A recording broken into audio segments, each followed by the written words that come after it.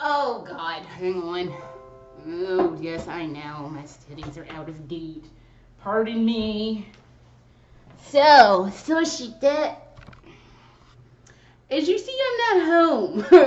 I am away. I am at, as I mentioned before, I was going to opera camp. So that is currently where I am right now. I am in at University of Central Florida in a dorm room. I haven't been in a dorm room. I haven't lived in a dorm room since 2002. So, and I mean, even then it was kind of questionable. So the only one I have of my stuffed animals is Mr. Moo. So, and I'm having a great time. I had a good day today. So I'm gonna take my glasses off and do this. So yeah, I wanted to do a quick video game vlog, but I don't know, man. I'm thinking about like doing like throwing video games kind of into it too. I was going to do video games. I kind of want to do Lolita, but there's something for Lolita that I have to do when I get back home because I don't have what I need to show the Lolitas. So I have to do that when I get back home. So I think I'm just going to mush a bunch of shit together to get my topic for today. So we'll start with video games and then we'll go into life is like a 40-year-old college student. I don't know. I mean, this is only for another, I think, Tuesday, Wednesday, Thursday, Friday, Saturdays, another 6 days or so. Actually, 5 now since today's over. So, this is only for another handful of days, and we will have to see what is talking, and I'll be back in Tampa soon. But let me start with, I rewatched the trailer for Eat Standing last night because I was just in my room. I was tired. I was just like, I need to like decompress with video games, and I rewatched the trailer for Eat Standing. And what the people are trying to analyze this trailer like, oh, you missed this and you missed that, and like you have to really look, and I don't know what the fuck they talking about because there's still no plot. And it literally, and I rewatched because I like looking at myself be stupid. So I watched what I said about the East Standing trailer. Let me see if I can get some better lighting in here. I rewatched it and then I watched me talking about how I couldn't stand it, and that might help. And honestly, I remember I had said it was just people walking around and holding shit. It's literally, that's all the first part of the fucking trailer is people walking around holding shit. And I was like, I don't know why I didn't believe myself, but when I rewatched it, I was like, yep, it's literally people walking around holding shit. So I don't know what the fuck that trailer is supposed to mean, and I thought like I'd be able to better analyze it, but no. It's a goddamn nightmare. I'm done with Eat Standing. And I rewatched somebody had like an additional trailer for Resident Evil 2 remake, and like I said, I'll watch it. I'm not going to sit here and say I'm not going to watch it. I will watch it. I will not like it. I will not enjoy it. I would just be sitting there like, the fuck. I think it's going to be in VR, and I didn't even touch on that last time. I think it's going to be in VR because they had that whole part with the rat. But why the fuck is it going? Why does it have to be in VR? What are we doing? Not everything needs to be in VR. And as it is, I think they're going to try to put Resident Evil in first person. It would be not, well, I mean, it didn't really, well, the rat was kind of like either VR or first person mode. So, and I know it's just a rat and it's just a trailer and la-di-da, but it's kind of got me a little on the worried side for it. I mean, not that I wasn't worried before, but it doesn't need to be in first person. I know that's like the thing, but come on the fuck on now. Not everything needs to be in fucking first person mode. And not everything needs to be on VR, so I don't know. The lighting in here is terrible. But so I guess I don't even know. So yeah, it was weird going back. Actually, I actually didn't mind the trailer for Resident Evil 2 so much. The East Standing thing can go to hell. I'm fucking done. I am done with East Standing. And didn't I find that picture today? The one that made me call Death Stranding Eat Standing, I can't find it. It's on my Facebook. I was looking through Facebook pictures to show one of my roommates my husband's keeper cosplay, and I found that East Standing photo and was like, oh my god. So, but I'm fucking done with you. Fuck East Standing. Kojima needs to not, and fuck that guy. So, alright. Then to last week, at the tail end of last week, I forget what day. I think it was Tuesday. I think it was a week ago. Yeah. Lust for Darkness came out. I'm so excited. Lust for Darkness. Let's do the review on this. Was real good. A lot of people did not take to Lust for Darkness. I did. I loved it, but I knew what I was getting into. Some people, I don't think, realized it was going to be smut, trash, and like scares. I didn't get as scared as I wanted to. I did jump a couple times though. I'm not gonna say I ain't jumped. There was a couple times where shit happened and I was like, whoa, and was like, oh, and no, there was some shit. I wasn't like this or anything, but it was a few times where I was jumping. So it was so good, and I loved the end was the last line of the game, which I will tell you in a little bit. I was like, well, damn. So okay, so the beginning pretty much starts out the way the demo had it, where you're Rachel or whatever her name was, and you have to escape out of the basement or whatever, and there was that. So it played just like how it played in the demo. Now, when the game starts, it doesn't start at the mansion where her husband Jonathan comes in. It starts it's like a year later. Jonathan's at home, like whining, like, oh, these lights are flickering on and off, and I don't know why my wife is gone, and the cops aren't doing nothing, and that's when he gets the invitation slid under the door. You actually start at his house, so you get the thing saying, come help me, I'm in X place, and you actually have to sneak into that mansion, which I thought was kind of cool. You have to sneak in, you go to the park where the mansion is, you got to sneak in and do these series of things to sneak in, and once you get in, then it starts playing like the previous demo show, where like you walking through and you following the woman in white and whatever, and then, of course, they get into the smut and trash part where people, like, after he comes back from being in the woman in white's room, who you find out is your wife, that's when everybody's clothes are off and they're off doing it in the back rooms and stuff. Their part is still juicy. Their part is like, oh yeah, this trash is what I needed in my life. So, it goes on to, like, you go in and out of the dimensions where the Lusga monster is, but the main dude, what is dude's name? I want to say Walter, but it's not Walter. It's something with a W. And you find out that your wife was pregnant. Actually, you see that in the beginning because they were putting a crib together at the house where the Jonathan dude came from. So you come to find out that your wife was pregnant. But, and this like blew my mind that they threw this in there. The main antagonist dude gives the wife an abortion and like gets his wife pregnant with his like lust god child, and you find out all this stuff, and it was just like, oh well, damn. So all this stuff happens. You end up finally realizing that because at first you think that the lust god baby, you don't know that's not your kid. You think like that's your kid because you go in this nursery and you see a picture and they're talking about Rachel had a baby, but you don't realize yet that that's like some other dude's kid. So, all right.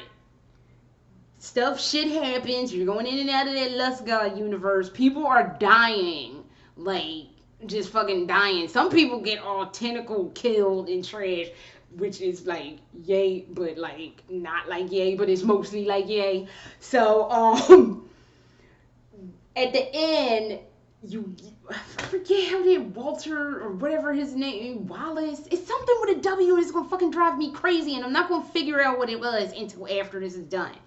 But he gets the main antagonist dude gets killed not by you but by some other person or some other entity. I don't remember. And you get your wife. Your wife burns down that mansion, and then it cuts to 2 years later, and now they have a kid together and stuff, and it's like some kind of like she's like she writes him a note like let's get ready for our special date and whatever. So what happens after that is he sees that letter and he's like, is she fucking kidding me? Because it looks almost like the note he got that was the come rescue me note. So he goes upstairs. There's all these candles and shit going upstairs. He goes upstairs, opens the door. It's all these tentacles coming out the ceiling. And she's like naked on the bed with all this trash going up her body, like these vines and shit. And she was like, Willard, I think is the name. She was like, Willard was right. Let's fuck. And I was just like, oh my god, she wanted to D and not De Niro. She wanted to dick in her. And it was like, well, and you know he fucking took that. He was like, well, I can't say no to my wife being a whore. So you know he went off. They was, as they used to say back in the day, knocking boots. So I'm just saying, like she was all on the bed, all like Willard was right, let's fuck. You knew no man was gonna turn in there. Come on now. So that was hot. I enjoyed it. I don't like. I watched some review. Some boy was like, "Oh, it was real generic," and it wasn't like I could figure out what was going. I don't give a shit about that. It was smut. It was trashy. It had me jumping. I loved it. I can't sing its praises enough. I think it's like what $12 on Steam. Oh, darn it! I gotta put my password in. But I think it's like $12. The last time I looked on Steam, it was like 12, $13. Hold up. Steam game, Lust for Darkness. It looked like it's still on sale. Hang on. And it says Steam powered age. Why you gonna give me the age check? I already know how old I am. It came out last week. It is currently on sale for 10% off. The special promotion ends in 17 hours. It's currently on sale for $13.49. So go scoop that up, because if you're looking for smut in your life and sort of getting scared, go pick that up, because I'm telling you, I was like, yeah. So, and I think everybody should watch trash. So, yes. So there was that. And crying was not enough. Remember how excited I was for Crying Is Not Enough? I am still excited for Crying Is Not Enough. Now, the last time I did a vlog and talked about that, it was supposed to come out that Friday, which was Friday the 8th. It got delayed. It got delayed until... It was supposed to come out last Friday. It got delayed again. I know they've been having a lot of technical difficulties, so I will forgive them for the technical difficulties, because you want to come out with a quality product and not have people talking about your shit. So I can understand that. I can agree with that. That is not a problem. But my fucking problem is it's supposed to be out now and nobody playing it. Nobody fucking playing it. No Skin, I ain't see him playing it. I ain't see Survival Horror Network coming out with nothing. Nobody has touched this. And I'm just like, the fuck is happening? Why isn't anybody playing this? So I'm going to have to wait for Crying Is Not Enough. And it's hard for me to, like, do what I'm doing here and, like, do my silly bitch duties when I'm at home. So, because I got to be serious when I'm here and, like, focus. And then I can't be sitting in front of a computer or a television all day waiting for motherfuckers to fucking play shit that I want them to play. Now, I know conventional wisdom was like, bitch, why don't you play this shit yourself? Have y'all not heard me say that I love horror games? I just don't fucking play them because I get too scared and then I turn the shit off. Primary example, What happened when we called ourselves trying to play The Evil Within? Both times. When I tried to play The Evil Within 1, when I tried to play The Evil Within 2, and actually when I played Kidman's games. First time I played The Evil Within, because my husband wasn't playing it, saw Ruvik, turned the shit off. When I was playing the Kidman games, what happened? I played up until shit got real and then turned the shit off.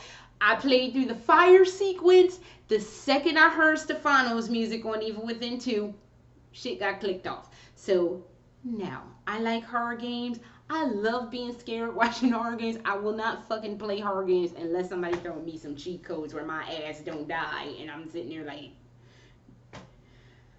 I don't even know. So, no, we're not doing that. We're not playing it. So we just had to wait to see what Crying Is Not Enough has got to offer. So the last game I watched Nose Can Play before I left was Grey Dawn. I don't know how I feel about Grey Dawn. Like, I guess it's good. It's a little too religious-y for my taste. Especially coming out of Lust for Darkness. I mean, you can't go from, like, trashy sex cult to, like, religious iconography. It's not going to mesh well. So, it was good. I got through it. It took me 2 days to get completely through No Skin's playthrough of Grey Dawn. But I guess it was good. I, like, knew where that was going, sort of. Because, like, that's, like, some priest dude is going through shit. And, like, he's trying to figure out, like, what happened to some kid. Because they think he's murdering kids or something like that. And, like, come to find out, he was, like, also with, like, a freaky murdery sex cult, too. And he changed his ways and became a priest. But then this woman wanted to have a kid with him, but she couldn't have kids. So they adopted some random kid. I don't know. It was weird. It was, I would say it was tolerable. I wouldn't watch it again. Maybe if I was, like, super bored, I would watch it again. And, like, I really didn't want to turn the television or the internet off. And I was just really, really wanting something to watch. But for the most part, y'all could kind of keep Grey Dawn. It wasn't my cup of tea. It was okay, but it was just a little too much. And then, like I said, it kind of threw me for a loop that him and the woman that he was having an affair with, like, adopted a kid. But for the most part, I knew the kid that was missing, that was also the kid that was guiding him through whatever the fuck he was doing. I kind of figured out early on that was his kid. I just didn't realize it wasn't, like, his kid. It was his adopted kid. But whatever. So that was, it was alright at best. So I don't even know. But yeah. So I wish somebody would play Crying Is Not Enough. Because I'm going to be crying and that's not going to be enough because it's not making anybody play that any faster. So, oh, excuse me, and I'm too damn poor to be buying games for people, so, I don't know, but, yeah, so, that is all I have at almost 18 minutes, so, it feels weird to be living in a dorm. I know, Etsy, it feels weird to be, oh, I don't know why I didn't plug my damn phone in. It feels really weird to be living in a dorm, because, yes, I know, too, Facebook, but I don't think I could do this. My husband's like, there's people that go back to school at 60. You could do that. I'm like, I can't even do this now. I feel like an old lady just walking around with a walker like, hey, what's going on, y'all? So, my college days are over. I couldn't even go back for graduate school because this is how old I feel. I feel like I'm like 90. And everybody running around here like, hey, what's going on? Move it, grandma. So, it's not like anybody's been mean to me or anything, but it's just like how I feel for myself.